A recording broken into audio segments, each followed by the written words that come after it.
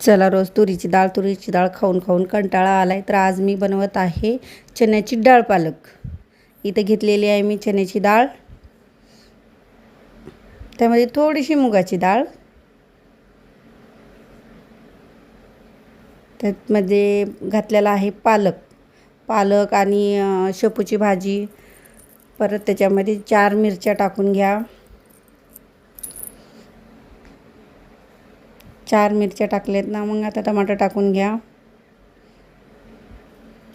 आणि 1-1.5 ग्लास पाणी टाका. मस्त 4-5 शिट्ट्या होऊ द्या, कारण चण्याच्या डाळीला थोडासा वेळ लागतो. थोडंसं तेल पण टाकायचं, का तर उतू जाऊ नये म्हणून. मी तर असं बनवते. चला, माझी डाळ तर शिजली आहे. आता मस्त एकजीव शिजलेली आहे पूर्ण. आता इथं लगेच करते फोडणीची तयारी.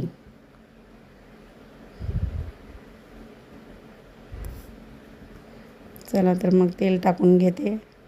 तेल टाकलं इकडं, तोपर्यंत डाळ माझी कशी शिजली आहे कशी नाही म्हणून अजून एकदा हलवून बघते इकडे.